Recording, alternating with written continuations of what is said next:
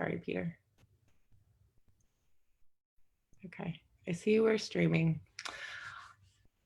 All right, well, I'm just going to get started because I am not the one to be dealing with technical issues as we've learned in the past. So good morning, everybody. Thank you for joining us. I'm super excited to have this amazing group of women and leaders in our community here with us. So first and foremost, like, these are 4 women who have had incredible impact on my leadership journey, and I'm just really grateful.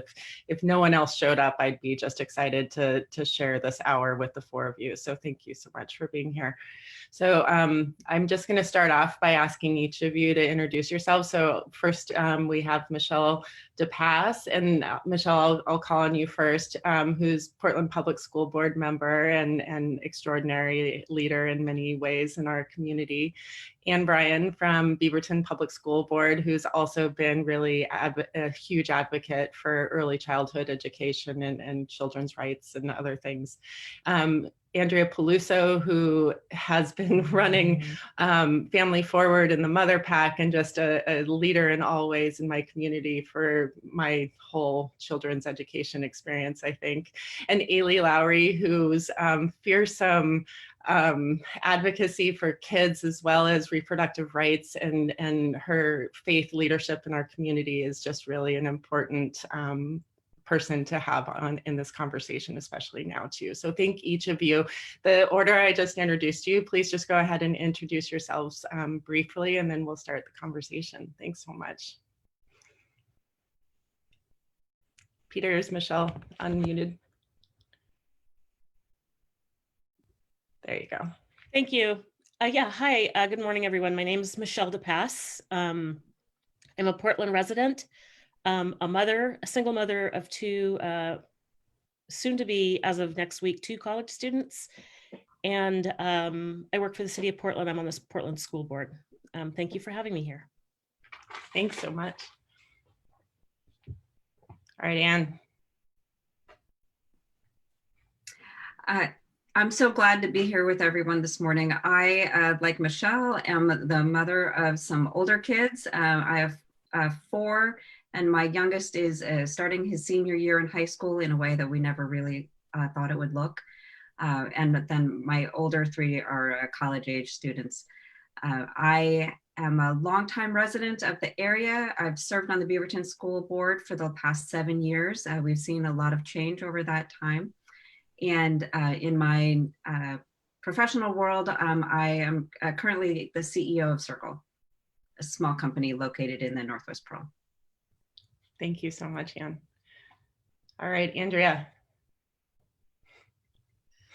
Hello, good morning, everyone. I'm Andrea Paluso. I'm the Executive Director of Family Forward Oregon and Family Forward Action. And we are organizations that organize mothers and caregivers to advocate for supports for caregiving in Oregon and also nationally.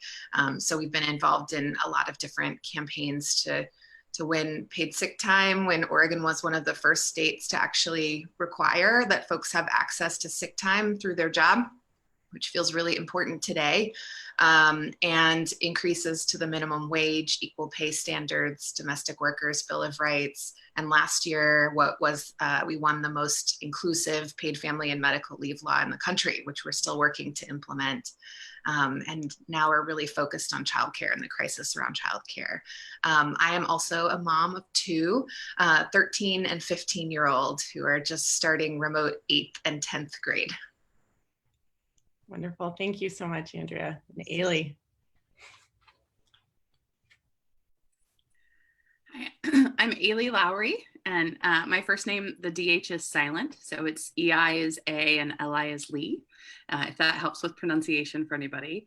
I'm a United Methodist pastor serving churches in Selwood and Woodstock areas, and I also am very passionate about public education, served as an AmeriCorps member back in the early 2000s, and have always been committed to the importance of public education. And so I've been a volunteer in the schools ever since my daughter, who is now also going into 10th grade, was in kindergarten. And so kind of naturally found myself in running for school board after my friends, those moms, you know, that you get together and the moms pressure you into running for school board. So that's how I ended up here at PPS, serving on the school board.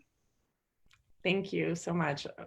So I'm going to get started with questions, but I do want to just make it really good. If anyone's watching, I hope there's someone watching on Facebook Live, please put questions into the chat in Facebook, and we will be bringing those into the chat on Zoom. So we will post those so people can see them. And then we will also welcome those of you who are on the Zoom conversation to please make it an active interaction there. So post your questions, we will definitely be responsive.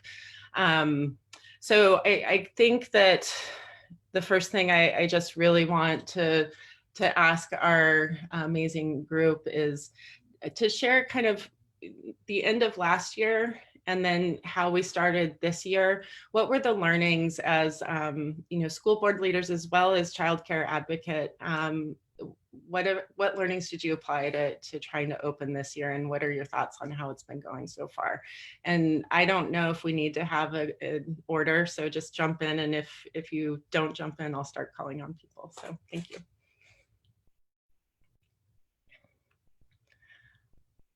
All right, Eilidh. I think the thing for me about this spring was that lots of things that I thought were permanent and lots of things that I thought were just the way things were or how things had to be because of sort of patterns and like that kids go to school every day, suddenly were disrupted. And so that presented great challenges. And I know we're still facing lots of challenges, especially around childcare. You know, we as a society are fairly reliant on our public education system as a place for kids to be so that adults can work. And when that's disrupted, it's like, what do you do? So there's a lot of challenges in that disruption, but there are also some opportunities to say, what of our broken systems have we always assumed were the way things had to be that actually are things that we really can change? And so this has been a time of I think, great change that allows us to really begin to think creatively and proactively and say there are things we can change that we never thought we could kind of mess with because it was just the way things are. So that gives me hope about how we can be courageous in the future and really change some of the systems that have especially disadvantaged our Native and Black students. Great, thank you. Anne, do you want to give us a Beaverton perspective? I guess I will, you know, learnings.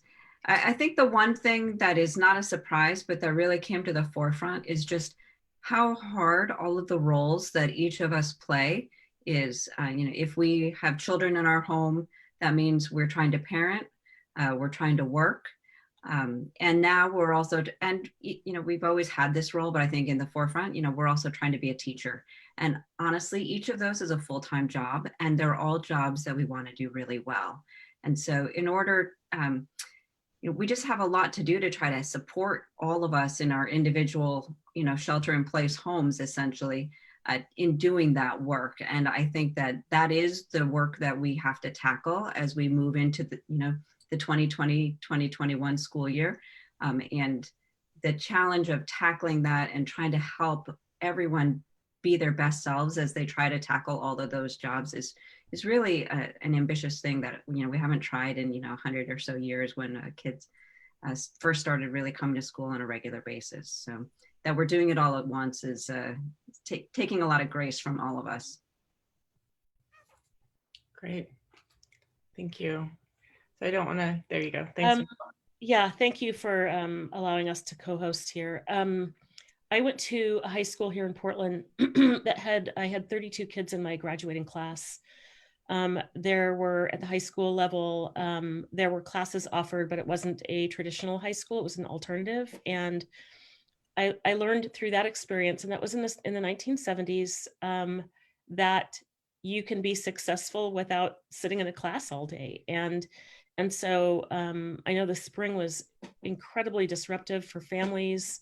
We already knew that the pandemic was going to exacerbate the divide between our white students and our students of color. And we're seeing that in the springtime of access to the internet and access to devices.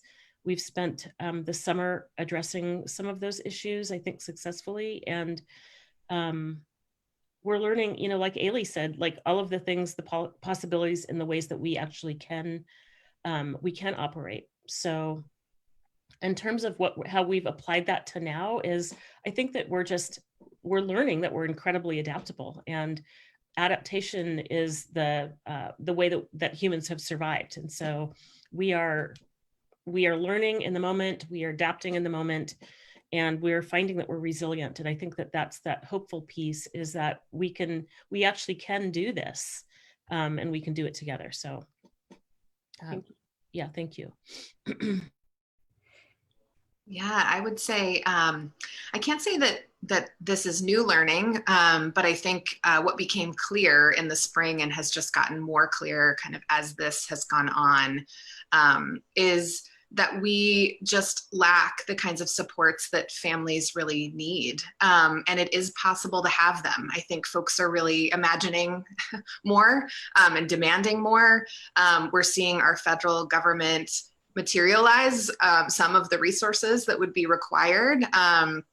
They need to channel them differently, but that would be required to actually build the systems and supports that families need. I mean, parents have been struggling forever to try to balance the demands of supporting their kids in their education and working and caring for their kids at the same time. And that's only exacerbated now and more obvious to more people now how hard that struggle has been.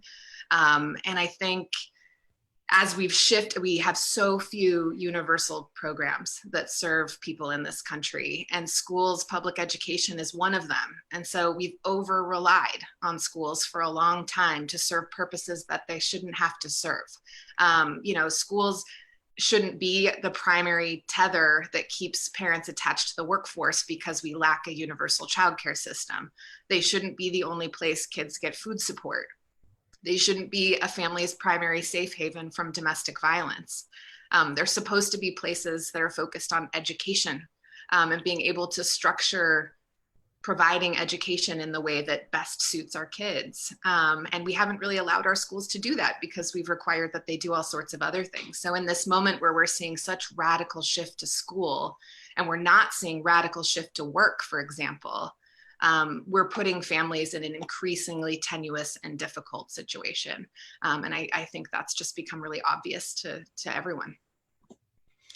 Yeah, I want to build on that. So thank you so much, because I believe that, you as school board members are hearing a lot about this, and what are the supports that you think that we need to build with the public school system, or around with the public school system integrated with it, versus what are the supports that you feel are inappropriately being put onto the school districts and should be supported in a different way.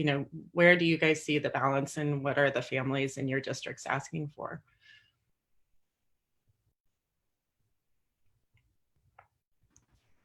I think childcare is the number one issue that I'm hearing about these days one of the pieces we're getting from people is, if they have multiple children, I'm an only child mama, so I didn't have to juggle multiple kids, but someone sent me an email this week about all the times their kids transition. They have 3 children who are all in elementary school.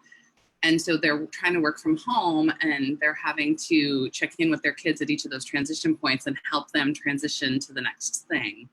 And so it's that kind of how do you juggle it all? And Anne, I think how do you make it all work when you want to do everything well? And so that I think is the biggest piece. And then of course, childcare runs into the same sorts of issues that we're having with why we can't be in school, is proximity and the safety of staff, right? The safety of, the science of whether or not kids get sick in ways that have long-term health problems, we don't know. But as far as, transmission rates right now, but it's that question of, if we have adults in the spaces, what does that do for them? So it's a really thorny problem to try to find supports for caregivers to help their children learn, but also to not go completely around the bed and trying to juggle everything. So I think that's the biggest feedback we're hearing right now.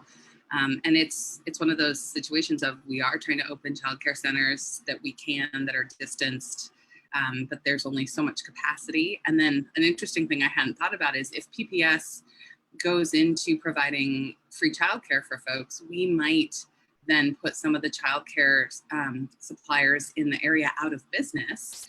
And so then when things return to normal, whatever that is, those groups won't be there. So there's this, we may solve a problem in the moment that might lead to fallout and other problems in the future. So it's always that kind of tension of how do we see the immediate need, but how do we as PPS act in a way that's responsible for the long-term health of our community?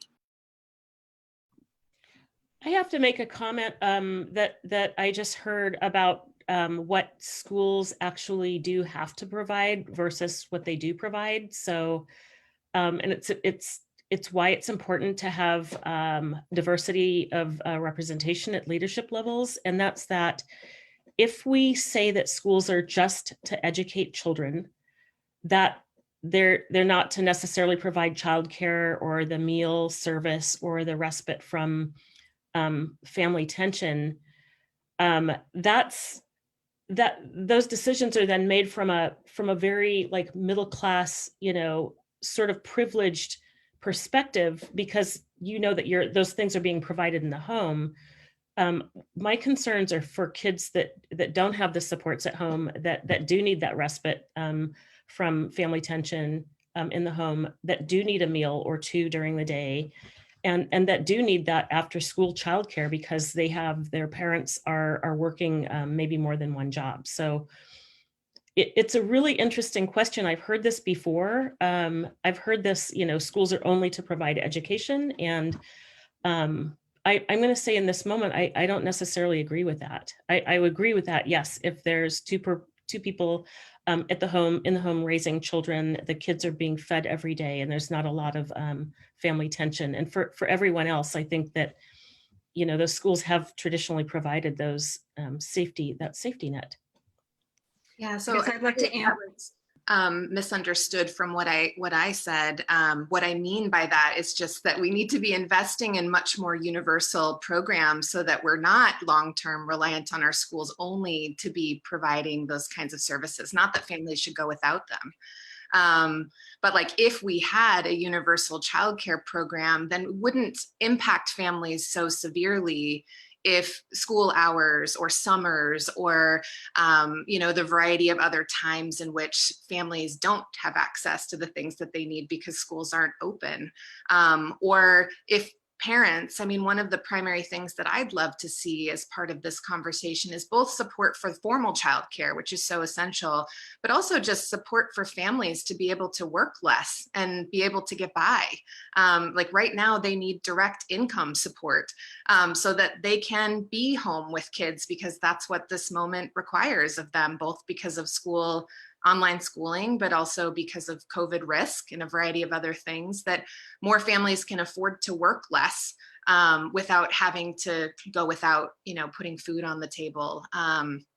Right now, I think what we're seeing is a lot of families that are involved in essential but very low wage work who are required to work in order to keep their house, to be able to, keep food on the table. And what is happening for the kids in those families? Whose parents really don't have the option to be home and supporting their online schooling right now. There is no alternative for them. There might be situations, right, where siblings are supporting their younger siblings' education because parents can't be home. And that's not okay. We need to figure out, and that's not a problem that a school district can solve. It's not even really a problem that our state can solve by itself. It's really a problem that I think our federal government needs to be dealing with, which is like during this crisis, how do we ensure that more parents have access to the financial resources they need to be able to make the educational and work choices that this moment requires of them? I think there's a lot of research that shows that at least in the United States where we are right now, schools are a great place to provide many of the services that we've been talking about, whether it's food or providing care for kids on an ongoing basis, support for parent education. And if we look at it for what is it that we should be doing to support students, It involves having social workers at our schools and providing access to mental health resources at those locations. They're hubs for providing services to homeless students. And these are things that I think are really in the best interests of our kids and our families. And so I think that the challenge for Oregon is always trying to figure out how to pay for that, because frankly, we've been treating schools like all they do is educate kids, make sure that they learn reading and math. But in fact, we rely on them, rightly so, to do a lot more than that. And so I think for us, one of the, a highlight of the pandemic for me is to see that change can happen quickly. We are adaptable. And so it is my hope that as we look and see, well, what is it that kids need? How do we best support families? That as we look at these choices moving forward, we remember that these huge gaps, and when I think about what's going on in our schools right now, the things that I worry about most are students who are not receiving the mental health resources that they would if they were in the building all the time. Our students with special needs who are isolated at home, that is a rough place for them to be. We are doing all we can to make sure that they receive all the services to which they're entitled. And also, it is definitely a challenge to do that. And we want to make sure that we're doing right by all of our students. Our students of color, we know, are most marginalized and that need the most resources. All of these things are things that, a pandemic only makes more challenging. Yeah, so I am finding myself really wanting to respond to some of the things you guys are saying, and also wanting to be respectful and mindful of the conversation going on and the questions coming up. One thing I do want to ask is, as a legislator, I am also learning in this process, in this conversation. And, what I'd like to ask, and what I'm seeing a lot of in the chat, is that idea of a school as a hub for services that aren't just supplied with your school district budget, but should we be using the capital that we've already put into those buildings, building these buildings that are neighborhood centric and really local? Should we be using that, especially in the, with wildfires and with a pandemic? I see the schools as a resource that we should be using as a state to help deliver services that the state is providing, not that the school district is providing, and that collaboration. What are your thoughts on how we can do that fundamentally? Because I know that those buildings are your buildings, those are under your control, and yet what if we were putting more resources? What are the challenges with leadership and kind of delegating that, and can you see a way that that would work? So a couple nights ago, I think it was on Thursday night, Senator Frederick and I had a conversation about just this. And I actually emailed some of the district leadership and said, are gymnasiums available? We have 40,000 evacuees up and down the I-5. Hotels are booked solid. And actually not everybody can afford a hotel. And so I just put that question out there and got a response that we would be prepared to do that. Well, we hadn't been the Red Cross had not requested that level of space, but that we're dialed into this emergency management system. And so if that were to happen, say, would the Red Cross then be taking care of that in your school buildings? Or how does that sort of leadership structure work in an emergency? The response I received was, the Red Cross has not been in touch with us. Should the need arise, I'm the lead person to handle this. So I think that the system, the process has already been determined that the Red Cross would contact I'm not even sure what her title is, but I think the head of security, I think, to start that conversation going. And I think, an interesting thing to realize, with the 197 school districts in the state, my assumption is that every school district has a different working relationship. I know in Beaverton, we work really closely with the county and with our fire department and Parks and Rec. We all rely on each other. We share some of the same spaces. The parks districts use our fields and vice versa, for example. I do know that one of our high schools was used as a shelter just this last week as we were evacuating a nearby area. Actually, that was in another school district's territory, but that our building was seen as frankly, because it's large, a really good place for a shelter. So I know we do have some of those systems set up. I think those are for emergent needs. And then I think the idea as a hub for ongoing, the crisis will end, and we will continue to be a neighborhood hub. And I think we welcome that opportunity. There are a lot of things that you have to work through as you do that. And I think school districts would welcome that. Great. And I do want to just point out, and my predisposed notion that we should have a little bit or a lot more robust way to delegate those decision-making processes. And from the state level, I think it's a bit of a concern to me that the Red Cross is not, they are not an accountable, they're amazing. I'm in no way trying to undermine the effectiveness of the Red Cross, but the state is really relying on an outside organization to delegate emergency services in a way that's not necessarily as transparent or as accountable as we might be if we had a state structure. And so I'm grappling with that. If it's only once in a while, maybe that's okay, but it feels like we're having a lot more of these sort of emergency sort of situations. And from my perspective as a caregiver who wants to really focus on public health, I've found that that's been really challenging when we don't, the counties all have different structures and ideas, and maybe that's the right thing. And I welcome pushback or one way or the other on that as we continue to talk.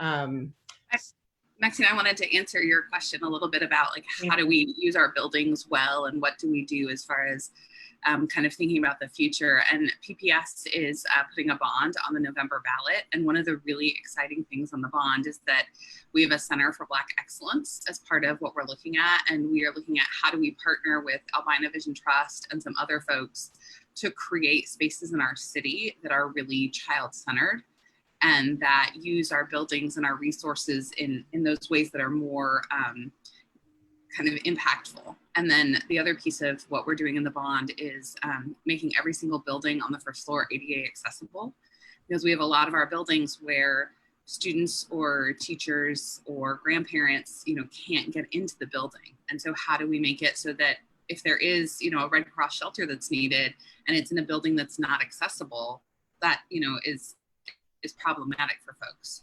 So trying to shift our buildings to make them more community accessible is a really important piece. But I'm so excited about the way that PPS is thinking about how can we partner with other people in the community to really maybe do something very transformational in Albina. And again, I think one of the keys is not, as we talk about so much being on schools, finding those key community partners to help share that work and to really deliver those services to students that encompass a variety of needs. And I think part of the problem for schools is that our teachers and our staff are amazing, and we're asking a lot of them to, be the educational, instructional leaders, and also to provide emotional supports to students. And we at PPS have added in school psychiatrists and psychologists and other folks. And then, does that mean we have bigger class sizes? And so how do we staff to meet all of kids' needs? And I'm seeing lots of questions about special education, especially during COVID. And that's another piece of how are we making sure that, kids are getting the one-to-one supports that they need in these times. So, there's that very good question about our buildings being community resources, but I also think it's how our staff are community resources. And we're lucky to have a bunch of cultural partners like SEI, that work in our buildings to help add additional supports to students. So I think it's that partnering piece is really exciting, both around our buildings and around service delivery for students. And that's sort of the forward-looking way that PPS is kind of trying to make headway. Yeah, and I would say, just to add to that slightly, I think obviously schools can be a hub for a lot of families and for the students that are school age that we're serving, and that kind of infrastructure probably needs to be developed and invested in. And we still lack a more comprehensive public health infrastructure, obviously emergency management, as you noted, childcare, as you noted, and there are going to be whole community members that need access to a level of infrastructure that isn't located within schools. So that needs to be coordinated. Specifically to childcare, I would say too, as we talk with moms and childcare providers about the kind of system we want to build, there is some childcare that I think folks are looking to have coordinated to a school or a school building. But there are a lot of families that may have kids who are younger than school age. Our biggest crisis actually is around infant and toddler care across the state. And there are families that I think just want choice. Like they want to be able to choose which is the best setting for care for their child, which might be in the home of a friend or family member. And that should be compensated. It might be in a more formal preschool setting. It might be in a more formal school setting, but it might not be, because some of those settings may not be able to offer the specific supports that their families need, or the cultural responsiveness, or the care in language that they need. So I think it's really important to think about schools as a part, and the kind of our education system as a part of this larger infrastructure, but it's not going to be sufficient by itself. Absolutely. Absolutely. So I'm going to start looking through or calling up some of these questions. So Wendy started us off that we're putting too many expectations and duties on our schools and our school districts and our police departments, and other facets of our society and government need to change so schools and policy can actually do less, and just focus on the primary functions of providing education. I think to some degree you guys have touched on that. Any other thoughts before I keep moving on? And I don't want to undermine your question, Wendy. I think we just kind of incorporated it. Okay, so Nadia. So Nadia is a very important advocate for education, teacher running for the Beaverton City Council. And so Peter, it'd be great to unmute Nadia and let her ask a question too, because she's probably evolved. Hey, Nadia. Hello, good morning. Can y'all hear me? Yes. Oh gosh, I'm like not really camera ready. Thank you all for doing this. It's so refreshing, and I like feel like I'm getting excited in chat because I'm like, we can reimagine, we can. And I'm just wondering, like, I know with COVID, what's been happening, like, has there been, when I think of our more vulnerable families, like, are there buildings or schools, because we've talked about schools being this hub, like, is anyone offering something? I know it's not something that maybe we would publicize or advertise, but is any of that happening? Because I think those are the folks that I worry the most about. Yeah, Nadia, I dropped in the chat. Beaverton School District does have some child care sites active in our buildings. I am sure that there is still a child care crisis, but we are, at least part of the solution. Okay. And I'm thinking more of like our BIPOC, right? Like the people who can't afford the childcare, like if they need to check in, or like any of the mental health support, like what supports, if any, and if not, that's okay too. We're in a crisis, but like what those kinds of supports look like. Yeah. I don't know that we have like a check-in or pop-in kind of system, but I do know that we are opening some in-person for our special ed students. Some of that is to do evaluations. So students that have been referred for a special education eval are able to make appointments and go in and work with people. And I think that, my understanding is the goal is to expand that to offer some check-in services as well. But right now there's such a backlog of students who've been referred that can't have access to special education services because they haven't been screened, that's one of the priorities, so that we can get those students access to the services they need. And we do have child care centers opening, and we're reserving half of the spaces. And I think that my understanding is there are some places where we cannot take race or cultural background into consideration legally.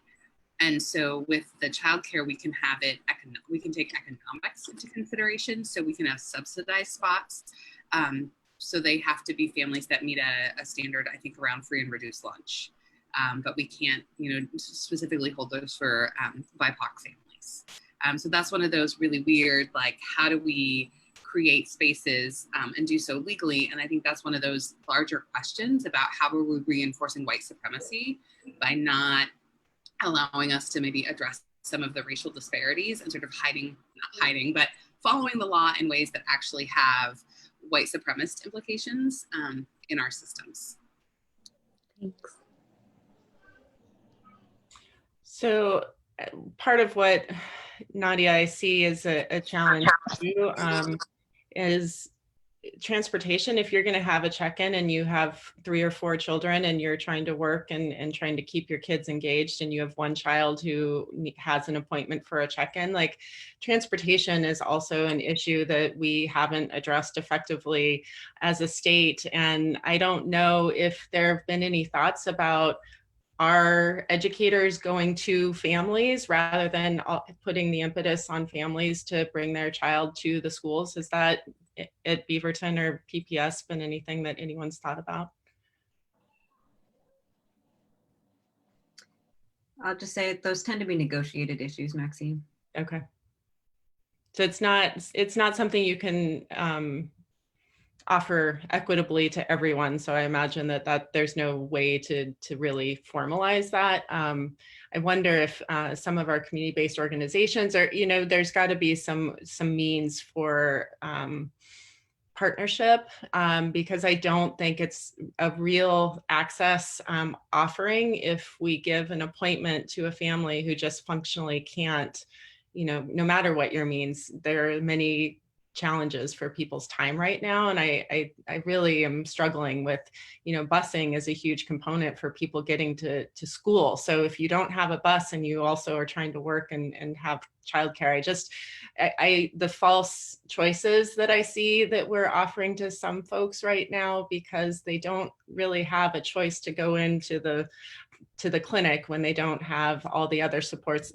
From my point of view, I know that we're having access points because families aren't able to really mobilize in the way they could when their kids were in school, because moms who are also taking care of their elderly parents can't get their elderly parents to the clinic because they've got 3 and 5 and 7-year-olds at home who are supposed to be on school, not the 3-year-old. But so these are good ideas, I think. I also don't know how we functionally make them real for our most marginalized populations. And I'm not sure that I'm bringing up anything that has an answer. I just want to continue to highlight that the disparities that we're seeing are complicated, and you can't predict who's going to be able to access those. And sometimes it makes sense in my mind to have people going to our most needy families, and how do we build that into a system equitably.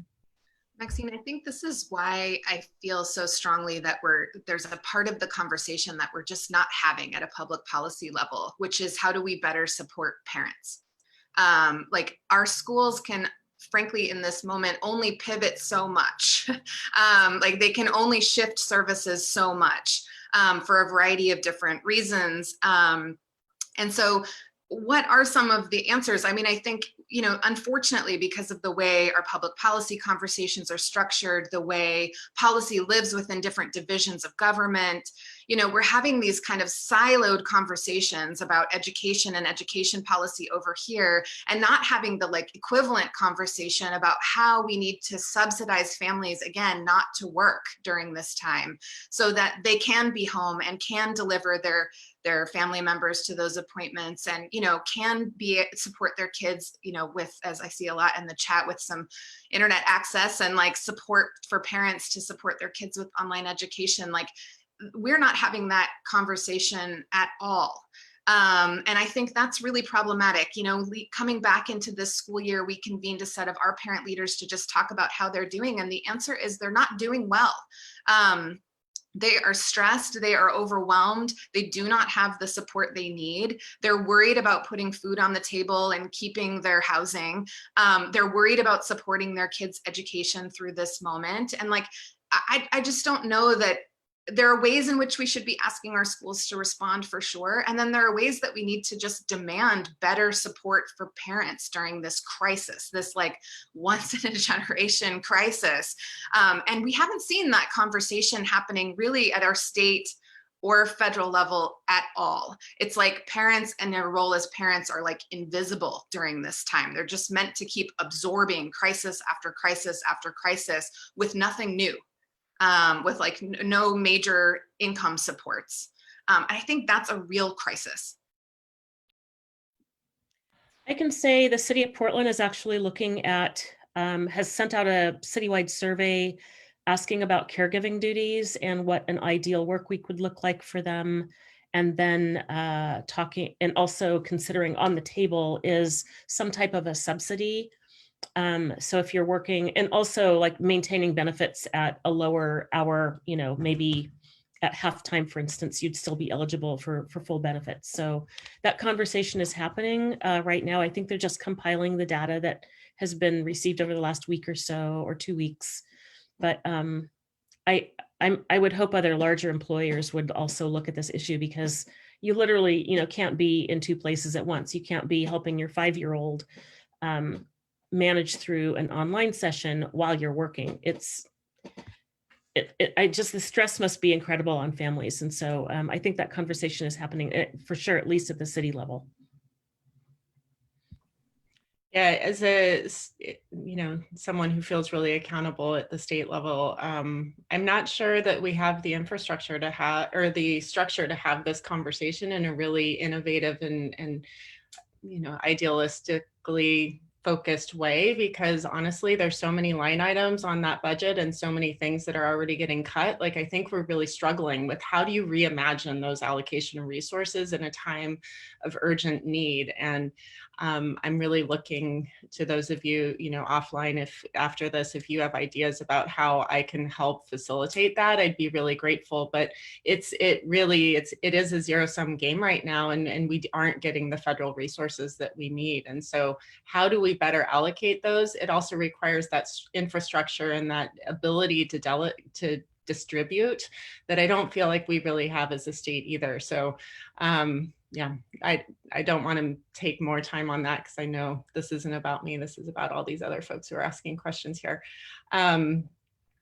So let's see, Michelle. Okay, Michelle, you guys are all, jump in if you guys saw things in the chat that you want to talk about. I'm sitting here trying to do this at once. I do have a question about whether you think that someone submitted ahead of time, whether you think that schools are going to be able to reopen in November. And with the point that British Columbia was able to open their schools this week. And, you know, they've had a very sensible, I actually quoted Dr. Bonnie Henry in my newsletter yesterday, that who's been the provincial health advisor, officer, I think is what her title is. And they've been really proactive and really brought the infection rate to a low enough level that I believe that they were able to safely open schools in person. I'm not convinced that that's going to happen in Oregon, even though we are making bold strides in a way relative to the US population, like relative to what we could do. I think that we're still lacking in a lot of ways. So what are your guys' thoughts? What are the data that you're getting? Am I wrong? I think November is still potentially not going to happen.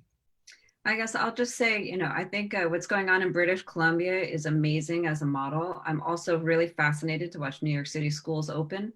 And the guidance that we have from the state right now, from ODE and from Governor Brown, I think that the levels that we're being asked to attain in terms of rates of infection among families, I don't think are attainable based on current trajectories by November. You know, 10 cases per 100,000. You know, we haven't been there since March. You know, yeah, and to be there 3 weeks in a row is what the bar is. You know, yeah, and I honestly, that's some magical thinking. Well, especially now, because we have fire smoke that increases COVID infection and infectious rates, as well as putting people into shelters together without appropriate distancing, like we are going to have an explosion of COVID in our region in a very short period of time. So I see this as a tragedy that's really brewing right now, and I'm very concerned about it from my medical perspective, as well as just what our community is going to be able to bear. Okay. I want to address Martha's question in the chat, if that's okay, Maxine. Please.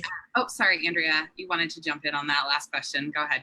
Oh, I just wanted to say, I think from the perspective of parents and families, one thing that gets missed is just if we think that it's really unrealistic for school to start again in person or in some hybrid model in November, making that decision soon and rolling out that information as early as possible is really critical. I think I understand all the reasons why it's difficult at the school board level to be making decisions, and at the state level, and we're waiting for more data, we're waiting to understand more, and yet the longer we wait to make these kinds of decisions, the harder it is for families to plan their lives, to make shifts to their schedules, to make important decisions that they're waiting to make because they're waiting to see what's going to happen with school. So I just want to really implore. I know that we're faced with making probably really unpopular decisions that will make a lot of people really frustrated. And yet I feel like the longer we wait to just be honest about the timeline for these things, the harder it makes it for all of our families. Yeah, PPS is going to make that decision in October, and we want kids back in school. That's the thing that's best for students, for families, for everybody. And so it's, how do we allow enough time for us to get our numbers down so we can reopen at least to hybrid, but also to let folks know. And that's part of why PPS decided to say first quarter is going to be all online, just to give families and teachers and staff a place, some planning. But that'll come out sometime in October. What I was going to say to Martha's question about achievement and tracking of students, I know one of the things that our board goals are around, we were focusing on growth, not necessarily proficiency. So we do want all students to be proficient in the areas of third grade reading, fifth grade math, high school readiness, and post-secondary readiness. But the way we're measuring that is growth. Does a student make a year or more of growth in a year? Because I think if we only focus on achievement, we do begin to sort and categorize kids. And so this growth leads us to a mindset of every student has the potential with the right supports to grow. And so are we doing that, right? That students may, because of lots of different reasons, start in different places. So rather than saying like, you're not achieving the standard, are you growing? And are we as a school offering you everything you need to grow? And so we do have an achievement gap, and it will get worse with online learning. But I think that mindset helps us to see the potential in each child and really resource that, rather than categorizing kids as failures or failing, to say, this student has potential, how do we help them access it? And I think the reason I say we're gonna have a bigger achievement gap because of online learning is because we simply can't provide all the supports that students need in the online learning. And that's just a heartbreaking reality of where we are right now.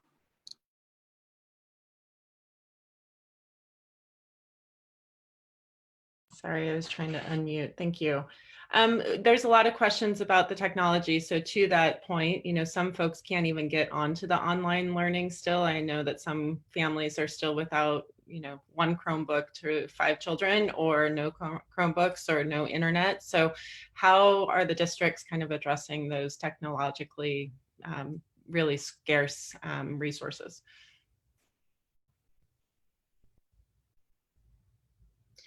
I'll say in BSD, we've been a one-to-one district for quite a while for middle school through high school. So this is not a new thing for kids to have access to devices, and also for us to be working to provide infrastructure for Wi-Fi.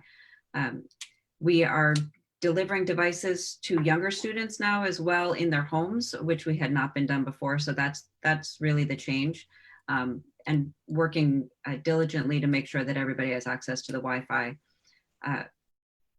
I think one thing that I don't hear talked about as much, but that is almost as big of a concern for me as the Wi-Fi connectivity at this point, is just the learning environment in different people's homes. You know, when in my home, if there's 6 people working here, I can still provide a relatively quiet working space for each one of those people with internet that's not fantastic, but it's also relatively reliable. You know, change that same family of 6 into a 2-bedroom apartment, and all bets are off about the learning environment, who's on which classes. You know, if you've got kids shoulder to shoulder doing different levels of schoolwork at the same time with a parent who is at work, you know, it's just a fundamentally different learning experience than if you are with a teacher. So I'm as concerned about the education environment within a home in this separated place as I am about just the broadband connectivity. Frankly, the broadband is a little bit easier to fix.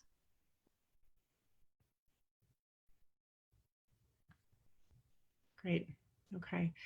Michelle, I'm just scanning through here. I want to really ask that we do create a listening group, or if I could be included in a conversation with Black moms, poor moms, BIPOC communities. And I know, Andrea, you have that too. I am very dedicated to doing what I can at the state level, and please, I'm there to listen and learn and not to preach, or, you know, I really want to be a trusted partner. And I hope that I can lean on both of you to try to bring me into those conversations. It really is important. And anybody who's on here, Nadia, others, like I've got a lot to learn. And I think unless I and all of our leaders are listening, we're not going to be able to really innovate in a system that has really been based on systemic racism in a lot of ways.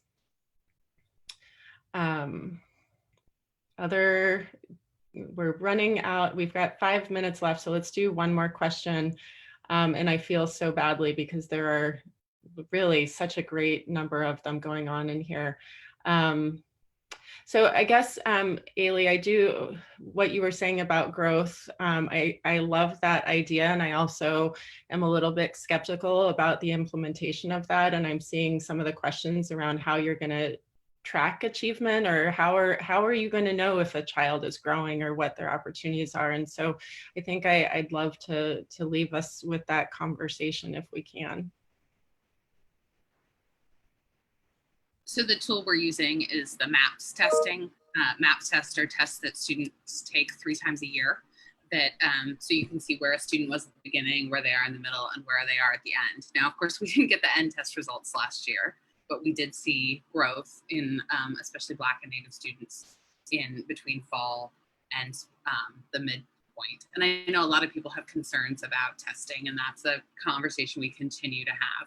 For 8th grade, right now we're using the Common Core testing, the Oregon State Assessment, to monitor that. But our goal is to implement a portfolio to show, so that students can show their growth and their readiness for high school. And then with high school, to show growth, it's students taking 3 classes in a track. So whether that's music or sort of technical education, I've just forgotten the word for it. It starts with a C. I have brain fog. I don't know if any of you all have that. CTE. Can you help me out? CTE, there we go. I've got folks asking if they can use my church as a shelter for houseless folks. I've got people from Clackamas County thinking about evacuating, and then, school board life. So my brain I feel like I am just not as sharp as I normally am. Does anybody else feel that way these days? Yeah, I think that's universal. Yeah, or, so students have sort of this trajectory and track that they're growing in. And to sort of show that they're ready for something outside of high school, that they have kind of an interest, a plan, a place to land post. And we still are, kids are still taking us back. We're still looking at proficiency. That's not gone out the window, but I think moving our goals to this growth mindset, because we all know that kids are more than a test score, and that students are, we want all students to achieve at high levels, and we know that all students can. And we also know that some students don't test well. So it's this complex place of how do we hold the district accountable and ourselves accountable to making sure all kids are succeeding at high levels, and recognizing that test scores aren't the end all be all of who a student is, and that their growth and sort of expanding their potential is the key, rather than, you know, do they get straight A's? I think Michelle spoke to that about, you know, her high school education experience and being outside of a classroom and some of the ways she's learned, model that outside the box thinking. Absolutely. All right. Any other final comments on that or anything else, Anne? I see you. No, I guess I just started typing the answer to Judy's question. So I know that PPS and Beaverton School District are both implementing the same basic schedule of offering 4 classes at a time. The reason that this was done, and I'll just talk instead of type because it's a little faster, but the reason that we did this was to limit the number of kids that students would interact with on a daily basis in order to limit their exposure to potential virus. A hard implication of that was that they would have only half of their schedule during any given semester, which means that courses that we typically would like to see a kid in every day, think of foreign language, think math, you know, things that just you want that constant reinforcement and check in with the teacher, are happening every day, but only in one semester. And so it means not taking some of their classes for in the other semester. And I know that that is a lot of angst for students. You know, an AP class that's taught in the spring, you'll get through less material before the test, in theory, than you might if it was scheduled in the fall. You know, going a semester without math is a scary thing. You know, we're all going to go through some uncharted territory here.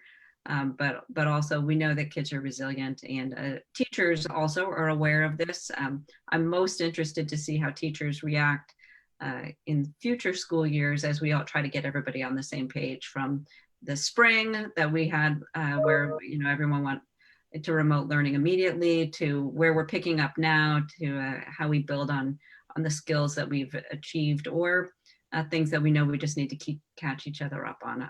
I'm very hopeful that we can all take care of each other and make sure we get where we need to be. I think that's a really lovely sentiment to end this on, is really looking at our community to help take care of one another, and those of us who have the ability to lean in more hopefully will. Again, Dr. Bonnie Henry, be kind, be calm, be safe. I think it's really something that I keep repeating to myself, and hopefully we all can just remember that kindness first is really what's going to get us through all of this. So thank each of you for being here. You are just inspirational in my world, and I know for a lot of folks. So thank you for the hard work that you're putting in and for joining us today. Really, really grateful. All right, I'm going to end us, and thanks to everyone who participated. Bye.